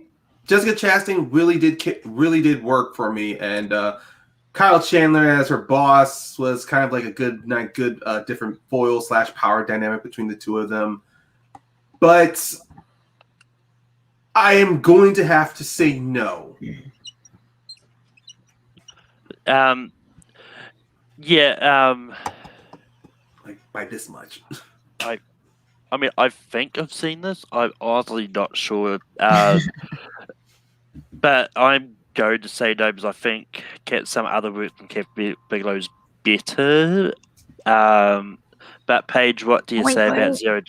What do you say about Zero Dark 30? Oh man, I mean, what is war good for? Absolutely nothing. And I don't know. I'm not a big fan of like war movies. But I mean, Catherine Bigelow definitely deserves to have a film on this list because I think she is one of the best female directors ever. But unfortunately, for me, I'm gonna say no. I like Point Break more. Sorry, guys. That was the other one. I was tossing around. Alex, what do you say about Zero Dark 30? I haven't seen it. Oh, what? No. Ryan, it's down to you. Don't worry. This is going to be an easy pass for all of you guys. I'm just going to, not because I'm going to say you guys are going to say no, but because I know this is the last film. And I guess for me, after with Bendham like Beckham, this was the second sports movie I was considering. So I'm glad I got back to it. And that is Love and Basketball. Gina Prince, I don't know if there's an L. Blythewood, yeah. That film, Love and Basketball. I have to admit, of course, growing up, black cinema, I had a love-hate relationship with it growing up because there were some good ones like Love and Basketball and Brown Sugar, and even with, of course, with Friday. But then there was the crappy ones that completely dominated the 2000s, especially anything that involved the Wayans brothers. Now, but even then, this film, I remember I was hazy about it during middle school. Watching it, it came back to me when I was just randomly changing channels on TBS. I'm like, wow, if I had found more basketball movies like this, I would have chosen that as my profession instead of football. So this is my nomination, Love and Basketball. Yeah, I've been meaning to watch this for the longest time. I haven't got around to it yet. Paige, what do you say about Love and Basketball? Honestly, I was going to say this probably for my next film. So, yeah, I'm down. I mean, I think it's such a great movie, too. And the fact that a woman was able to portray such a, represent a movie about, like, love and sport, I think is perfect. So, I mean, I'm dizzy down. And we need more diversity on this list, too. So, yeah. Alex, what do you say about Love and Basketball? I once again picked a film where she's like, I can't do this. If it comes down to me, Alex. Can we go to Jonathan? I need a minute. Jonathan, what do you say about Love and Basketball? Man, I'm having a rough night. Look, here it is, guys. Malcolm abstained. Paige said yes. So whatever you guys say, it's either a tie or it's going on. Yeah. Okay. Now, this was actually one of the 5 that I was going to nominate, but then I go Zero Dark 30 instead because Bigelow has not been mentioned. Yeah, I can't believe we didn't put her on the list. Love and Basketball, it's a movie that is definitely unconventional in terms of sports and also romance. They're both not weak-minded characters. They're very strong-minded characters for sure. Omar Epps and Sanaa Lathan. That's correct. Yeah, Sanaa Lathan. They're both really good, well-drawn characters who come to their own fruition and basically are competing for their affection for one another in a way. And it's a great way to twist that kind of romance into a sports movie for sure. You know what? Yeah. I think I'm gonna go with you on this one, Ryan. Oh, nope. Is it up to Alex now? Nope. It does make the list. Alex, what would you have said? Yes. Yeah. Because I was just saying, like I said to Jonathan, Malcolm stayed, Paige said yes. So either both you two had said no, it would have gone to the comments about if they wanted it. Okay, yeah.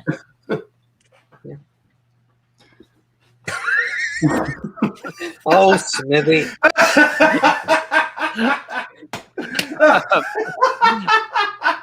But with that being said, we have our 12.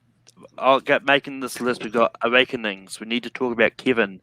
Clueless, Ladybird, The Babadook, Rail Rider, Boys Don't Cry, Rain's World, Portrait of a Lady on Fire, Across the Universe, The Matrix, and Love and Basketball. But go around the board, starting with me, with some on mentions. I mean, I've got a lot of recent ones on here. I did have it written on my list, Nomadland, Promising Young Woman, but I wasn't going to try them because they're too recent. And I did. My next pick was going to probably invoke a Scott Harvey appearance, Little Woman. That's only if you say it 3 times back to back. Yep. But other ones I did have on my list, I did have American Psycho. I had Wonder Woman. I had Chocolat. I do think that's a great movie. It is a nice movie. Yeah. Mamma Mia was the other musical movie I was tossing up with. But I'm surprised no one said Wonder Woman, to be completely honest with you. That would have been my first, but I knew I didn't think it was going to be too early, and then everyone's going to be like, why did we put Wonder Woman on here? I'm wondering why the heck we put Across the Universe. Kevin. I assume No, no one's going to vote yes. Can we switch that with Wonder Woman? Or No, you should be happy. Your choice got on there. I mean, the rule of thumb is don't assume everyone's going to say no. because you could get stuck with something on this list. But Paige, what honorable mentions did you have? Ooh, I mean, definitely like Catherine Bigelow. Catherine Bigelow. I love Point Break. I freaking love that movie. Catherine Hardwicke's 13, Lord of Dogstown. None of us talked about Nora Ephron, and that chick is like one of the best like screenwriters out there. So I mean, like Sleepless in Seattle. I mean, how many did she direct? I know she directed. She's only directed, I think, 8 movies. Yeah, but I mean, like Sleepless in Seattle. I directed like 7 or 8 movies. But they all. I mean, I enjoy most of her movies. I mean, I know it's too early, but I mean, I fucking love Booksmart or Edge of 17. Yeah. Oh, The Edge of 17. Yeah. I was gonna say Edge of 17, but I was like, it's so early. But that movie, I forgot about that movie. I love that movie. I mean, Monster by Patty Jenkins. Great movie, but to watch. Selma. Yeah, I have that. Yeah, Selma was also. I have Selma on. Yeah. Yeah, 8 those films. are mine. Nora did 8 films. She directed 8 films. I would say Sleepless in Seattle is her best, though. But Alex, did you have any honorable mentions? But 2, I have honorable mentions. The one I would have put on the list, I kind of wish I substituted, was American Psycho. I love that movie. That's a huge mother-daughter movie. That is a aggressively feminist film for its time. A really great horror satire. I also love The Piano, directed by Jane Campion, also set in New Zealand. I love the movie Pretty Grey. What can I say? I love my period dramas, my period romances. So I have it. 13, I also have an indie drama, coming of age drama, which I really, really love. It's called Girl Fight. It's directed by Karen Kusama. It's very underrated. Came out in like 2002. It was like, I think it was the debut, feature film debut of Michelle Rodriguez. I could be wrong on that. It is. Yeah, it is. It is. Yeah, but she is wonderful in it. It's a great movie. 13, I had Big, and I also had Bridget Jones' Diary, directed by Sharon Maguire. Oh, that was a good one. But when it comes to Bridget Jones' Diary, even if it's like you're not your cup of tea, it's a movie that was hugely impactful.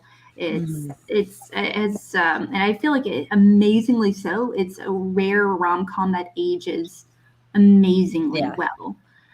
And I feel like it's a film that's also, again, it's very much a feminist film in its many ways. And I also am saying this as a standalone. I'm not referring to the sequels. yes. Just want to make sure. But so those are some of my picks. Oh, and The Farewell, directed by Lulu. Oh yeah, that was definitely on my list. That was definitely on my list too.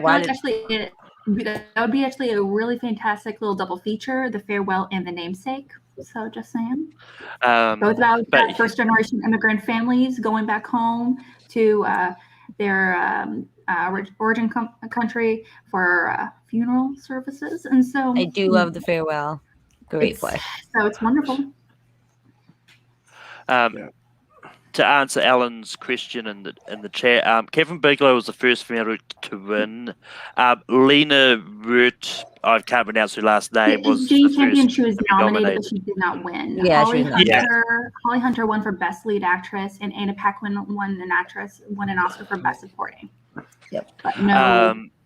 But she did win an Oscar, I believe, for Best Original Screenplay. I could be wrong. I think that's right. I think that's what it is. Yeah. She did. Yeah, I know she wrote it as well. Jonathan, what own mentions did you have? So I have the documentary 13th by Ava DuVernay. I think that's a important documentary for sure. I have The Secret Garden 93 version by Agnieszka Holland on there. I think it's a fantastic movie.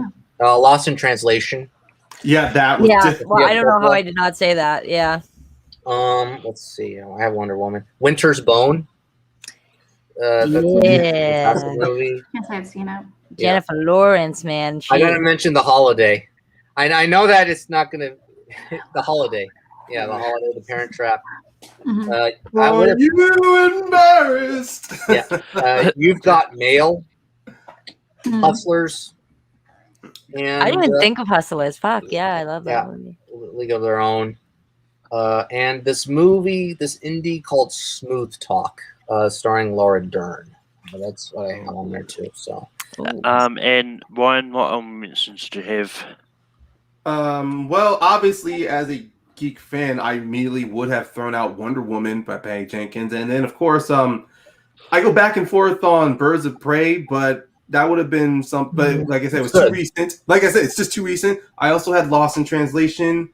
I also had what was that film? Directed by Case.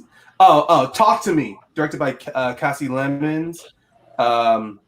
And then, of course, I would have even brought up some animation. Jennifer Yule Nelson, who directed either Kung Fu Panda 2 Frozen. or 3. Huh? I thought she was one of the co-directors behind Frozen. No, Jennifer Lee. it's Jennifer my Lee. bad. Mhm. This I said Jennifer Yule Nelson. She was the main head storyboard animator for the Kung Fu Panda films. She got to direct the second one, and then she co-directed the third one. But I would have definitely suggested her. Okay, I got two movies real quickly. Yeah. Waitress by Adrian Shelley. Oh yeah. Love that movie. Wonderful. But also Persepolis, the animated movie. Yeah. Directed by Marjane something. But that's a beautiful movie. It's great. The graphic novel is wonderful. Go check it out. Pronto. John Satrapi. Yeah. Oh, Did yeah, I think anyone say like No Man's Land too? Because girl's point of view. I mean, I think no man. I also says the farewell, and then also I would have suggested two other Karen I can't say her name. The Invitation. I know where you're going. Yeah, with. the Invitation or Destroyer. Honestly, those Oh two my films. god, how did I not have that on my did list? not I like am The obsessed Destroyer. with that movie. Oh my god, I love The Invitation. Yeah. But yes, just bring up something that was in the chat that haven't already been said. PJ brought up Lords of Dogtown. Yeah. I haven't seen it. Yeah, that was and on my I've- honorable mentions. I I can't believe they didn't say The Invitation. I'm mad. It's complicated. Julie, No. so give. No, yeah. I saw it once with friends, and then I actually did that as I a haven't watch seen it. along. I haven't seen it. That's on my watch list. Oh my god, I didn't know that was directed by a woman. Oh my god. Yeah. But all the other ones that I see in there have already been mentioned by us. But now we get to the fun part, which is ranking it. So we got right on. I'm ready. Yeah, I've already got my number 12 written down. This was easy for me. Wait, hold up. Okay, this is going to be what, number 12? Yeah, number 12. Okay, I'm going to switch over to the private chat to look at everything. Okay. This was really easy for me. Yeah, I mean, honestly, I had a lot of recent films, so I just had to really try to stretch But back. it goes to show you, though. Oh, that we writing it this is- down? Let me go get my whiteboard real quick. No, but it goes to show you, Oh, though, shoot, where's my there is an whiteboard? upbringing of female Oh, wait, I don't directors have in a recent years Marker. Yeah. compared to the past, for sure. So it is a good step in the right direction. It is. Yes, I hope there to be many more female directors. Oh, wait a minute. I also forgot another film I would have recommended, Queen and Slim. That was also directed by a woman as Oh well. yeah. That's my watch Yes. list. I've heard nothing but great things. How about did that. I forget? Oh, Uh, I forgot about that movie. I watched that during the time when, of course, That's a really good movie. like really when Black Lives Matter was up. So it was like, man, that was like, I don't know if it was not coincidence, just more of like the tides kind That's of. a really good Yeah. movie. but Alex, what do you have for 12? I have Across the Universe. Jonathan, Same. Across the Universe. Ryan, I should have put that down, but I didn't see that one, and I didn't see Awakenings either, so I had written that down as my 12. yeah, I mean, all the ones that I've seen on this list, I want higher, but I but we need to talk about Kevin. I did too, Paige. my friend. Oh no. So So, Ryan, Fuck. I'm a tiebreaker. you Chat. we need to talk about Kevin or Across the Universe. Oh. Yeah, you gotta break Okay. it. Okay, well, I didn't see Across the Universe, so I'm picking that one. All right. Oh no. Yeah. Well, here goes my number one. I just erased off my board when I would just kept. There we go.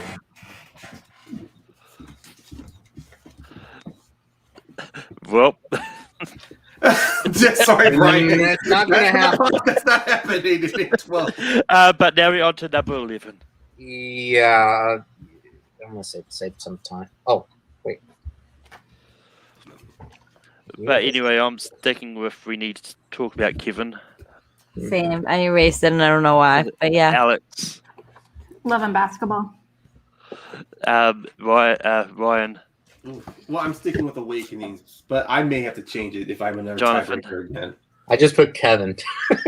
Okay, so It's Kevin. Kevin. Now we can stop talking about Kevin. McAllister? Unless a Kevin pops up in the chat and it's just more like, wait, who said my name? I mean, it could, I mean, it's possible. I know a few people whose name is Kevin that watches Rankum. I So. have not seen this one.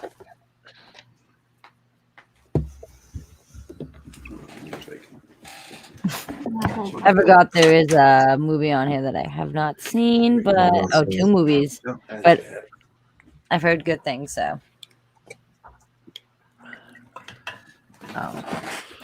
Like I said, it's only there's only 3 movies in this list I've not seen, and I unfortunately just sticking with Alex, what do you have for 10? I still have Love and Basketball. Jonathan. Boys Don't Cry. Ryan. It's still Awakenings. Lady on Fire. Paige. Pretty sure. Did we just all put all different movies? Yeah. Oh, shiznit. So chat. First one I see, Portrait of a Lady on Fire, Rail Rider, Awakenings, like Love and Basketball. Love and Basketball, and I put Boys Don't Cry. Boys Don't Cry. Don't quite. Which yeah. one do you think should be a number 11? I don't Yeah, think Boys there's a Don't movie Cry. called Lady on Fire. Well, I Portrait just of a wanted Lady it on because- Fire. That's Because basically the sounds way like I a spin-off of Man on Fire with Denzel. Lady on Fire.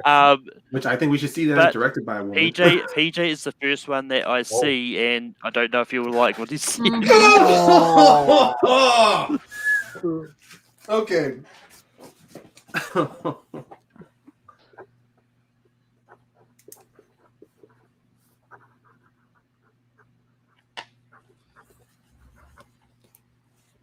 So, And I realized the mistake. Yeah, but yeah. I'm sorry. So Portrait. Okay. So Portraits number 10. Yeah. man. Okay. Mhm. It's okay.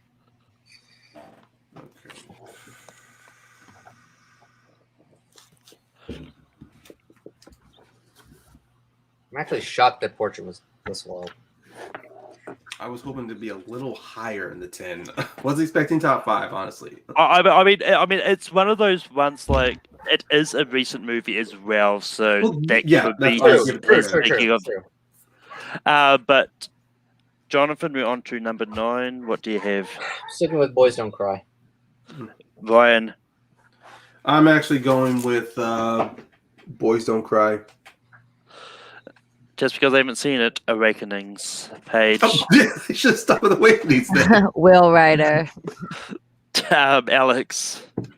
Love and Basketball. David. This is we're not gonna go with these ones.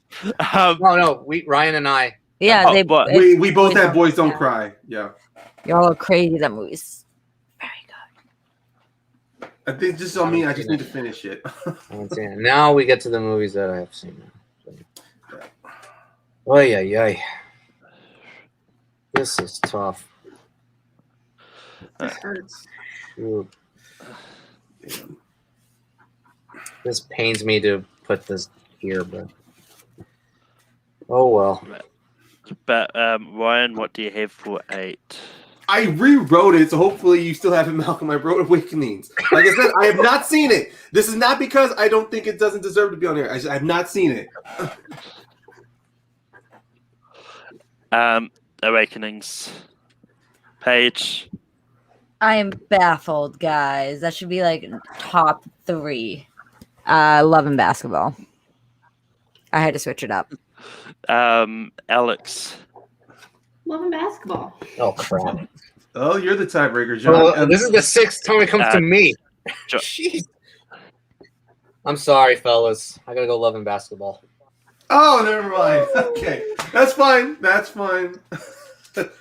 Oh, you know what? I'll just go through this list, honestly. But yeah. Oh, this one is a little easier. And I don't actually know why I erased my board. Okay. So I guess I know which one you're gonna go with. Yep, now I know what you're picking. Like I said, it should be in a top 3. But yeah, I've got Awakenings. Yeah, you're crazy motherfucker. I put Wayne's World. Wayne's World. Yeah. Alex. On the list. Lady Bird. Oh. Jonathan.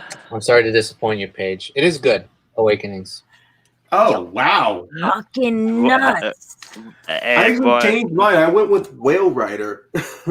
I would have went with Whale Rider too. What the fuck?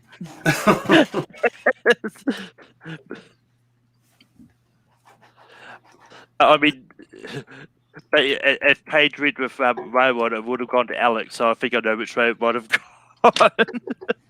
So either way, Yeah, Awakenings very would have been true. on that list. At least it's on the list, BJ. I mean, No, it's yeah. an underrated movie. It's underrated. It should get some love for sure. PJ, I tell you what, I'm going to watch it if I can find it after this. And then I will probably, when I comment to the poll, I'll probably say if I think it should be higher. But Malcolm, you know what I just realized? You can do an entire rankum on horror movies directed by women. We should do that next time. I'm totally. Just throwing that out there, you know. I just have to make sure I haven't accidentally said my docs to Alex, because I did actually have it written down on the list. And they'll probably be for Halloween time, though. Before we get to our 6th, this was really scary when Paige and Alex was like on Jennifer's body. Now it's gonna haunt me. I love that movie so much. That movie's It's like underrated. a nightmare. They're like, all the Patreon hangouts I am on with video I know bodies. very few men that like Jennifer's body, but I know every woman that I've ever met loves that movie. Mhm. Every woman. My mom liked that movie. She doesn't like horror movies. But just to recap what we've still got on the list, we've got Clueless, Ladybird, The Babadook, Row Rider, Wayne's World, and The Matrix. Oh, by the way, Malcolm, so Awakenings is on Hulu, but I don't know how that is in New Zealand. We don't have Hulu. That's what I was looking at. I wasn't sure if Awakenings was for rent or something. That's crazy. So what do you guys have over there? You don't have Hulu at all? I mean, well, no. Like, we've got Disney Plus, which is just put on Star, which is basically anything that could be on Hulu is on Disney Plus Star for us. Then should you be good then? I mean, they're still adding stuff to it, so I don't know. I will need to check. But the thing said, I've lost track of who I went to back. So Alex. I'm sorry. I'm just baffled that shit is not universal. Like what? I think that's for a lot of movies. It's just you guys got to blame the country to studios, country. honestly. It's so crazy. Yeah, it's very weird. I think it's you, Malcolm. Anyway, for number 6, I've got The Babadook. Paige. I put Whale Rider because I haven't seen it.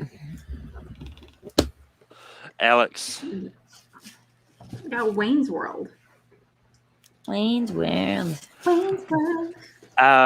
Jonathan. Wayne's World.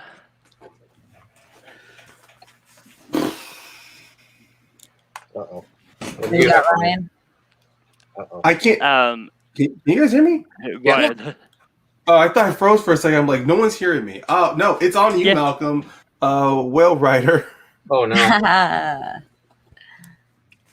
break that tie. So it's boy. Wayne's World and Well Rider. Yep. The battle of the W's. So He's definitely gonna. I know what he's gonna. I know what you're gonna pick. I put it down anyway. So I mean, just put it on there. I know what you're gonna pick.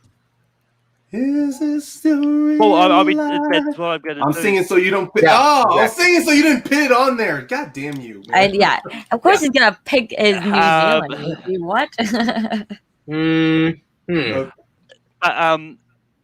But just to say something, that is going to HBO Max at some stage. I believe Wellington Terminal is going to be on HBO Max from the first season. We're already up to season 3 over here, but yeah. Okay. So you get This HBO one's Max. easy. What do you have for number 5? This is easy for me. Yeah. Will Rider. Okay. I don't know why I'm holding my board sideways. Yeah. Yeah. Really? Oh my god. I know Tank Girl, but not I Tank should have. Girl. I forgot Tank Girl's directed by a woman. Damn it. I did Oh. too, and I love that Okay, movie. Alex, what? Same. So was the Adam West Batman movie. Well, Rider.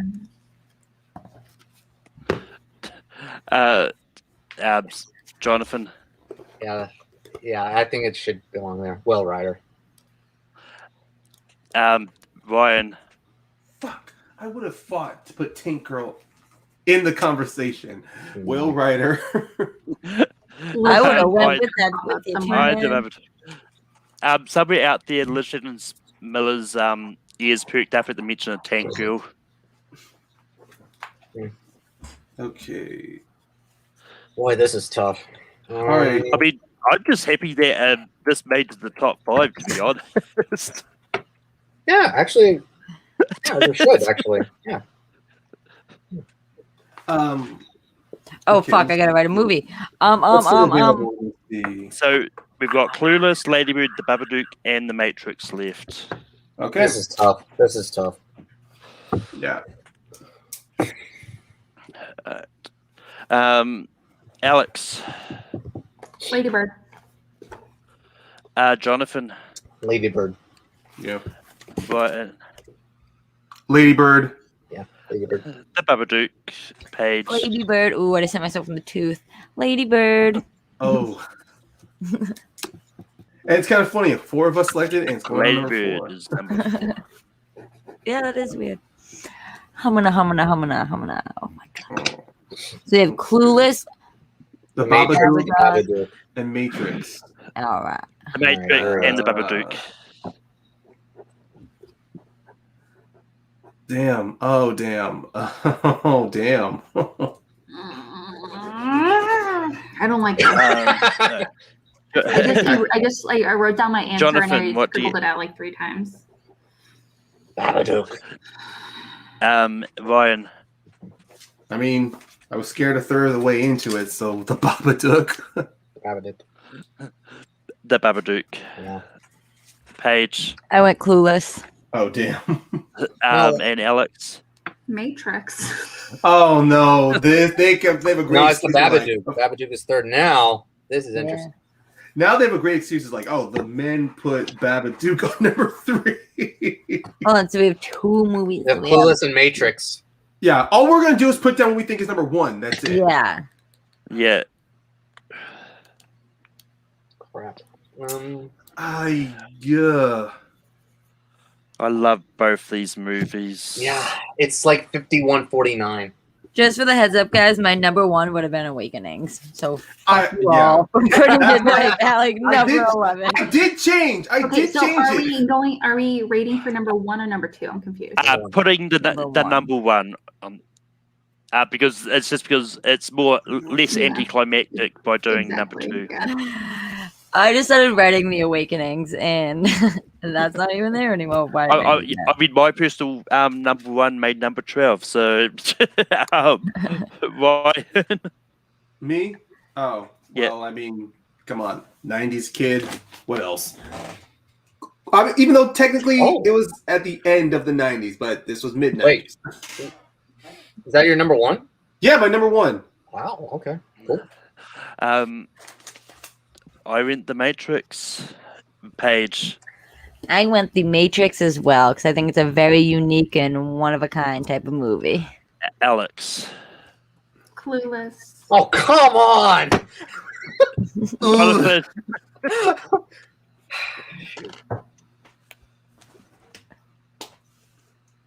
Matrix. Hey. Hey, at least I do know I can always go back home. Guys, I think we did a great job. We didn't kill each other, which is No, we literally This is we put down a actually cutthroat list. We put Actually, a cutthroat list. you know what? This is actually my first civil episode Yeah, so far. but- So I mean, yeah. But anyway, just to recap the top 12, at 12 we've got Across the Universe. At 11 we've got We Need to Talk About Kevin. At 10 we've got Portrait of a Lady on Fire. At 9 we've got Boys Don't Cry. At 8 we've got Love and Basketball. At 7 we've got Awakenings. At 6 we've got Wayne's World. At 5 we've got Whale Rider. At 4 we've got Ladybird. At 3 we've got The Babadook. At 2 we've got Clueless. At number 1 we got The Matrix. Good list. But I'll have a poll up later tonight with the topics that you to vote on for next week. But Paige, where can people find you online? You guys can check me out on Instagram and Twitter at Front Page News 9, right below. You guys can also check me out. I have my own movie blog on Instagram titled Feature Flicks Without the C. We post movie news, reviews, all that fun jazz. And yeah, you can also check me out on the Schmodown, Boston Badass. I'm coming for any competitor who wants to face me. So, and Alex, thank you again, man, for having me on. Alex, where can people find you online? You can find me being with the Call to Action podcast. We do a whole bunch of Schmodown related content over there. We have a Patreon and a whole bunch of stuff. I'm currently trying to do a whole bunch of stuff on Discord, so definitely check that out over there. If being part of the C2A Patreon is something that is your cup of tea. But yeah, I manage in the fan leagues, Jonathan and Malcolm. Malcolm, I'm so proud of you. You're killing it right now. I'm so proud. You're glowing. But so check out those matches coming out. Last but not least, you can find me on here and with the Cinema Bias podcast over on everywhere podcasts are found, and on Video Drew's channel, Cinema Bias, where we dive into our personal movie biases, break those suckers down, and talk about why the fuck we have these movie biases to begin with. And so, yeah, check it out. And Jonathan, where can people find you online? First off, this was a lot of fun talking about these movies from female directors. There's so many great ones out there. And thank you for having us on here, Malcolm. You can find me on all social media platforms at John Carroll 4 on Twitter, Instagram. I'm also on Facebook. And I also had a match dropped on recently, the Full Metal singles match. I took on, it was an interesting singles match. And also, I was recently on a featured presentation video regarding quotations. Quotation Quest. Yeah, Quotation Quest. Yes, that was really a lot of fun, and check that out as well. Yeah, that's all I have.